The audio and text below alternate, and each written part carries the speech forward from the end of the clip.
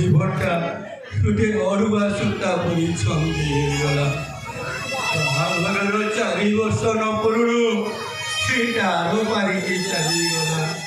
ଗୋଟେ ବୋଲି ଝିଅ ଥିଲା, ଗୋଡ଼େଇ ଗୋଡ଼େଇ ମଣିଷ କଲା ପରେ ସେ ବି ଗୋଟେ ଛୋଟ ଲୋକକୁ ବାହା ହେଇଗଲା।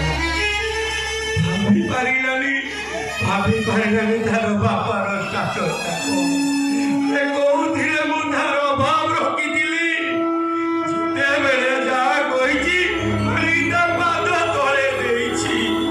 ହେଲେ ଶେଷରେ ସେ ତା ବାପା ମୁହଁରେ ଚୂନ କାଢି ବୁଳେଇ ଦେଲା। ଚୂନ କାଢି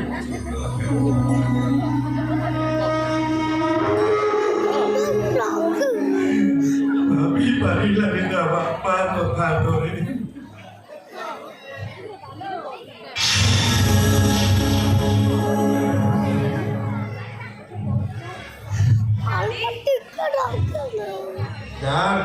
ये कर और तो कहीं झियो नांदी वो तो वो झियो ना हां वो झियो मोरी सारी थी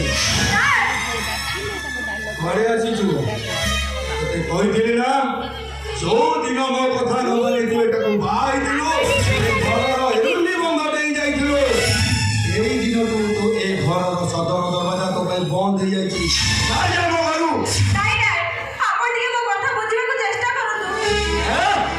କଣ ବୁଝିବି ଭଲରେ ଭଲରେ କହୁଛେ ଘରୁ ବାହାରି ଯା। ଆପଣ ଟିକେ ମୋ କଥା ବୁଝିବାକୁ ଚେଷ୍ଟା କରନ୍ତୁ।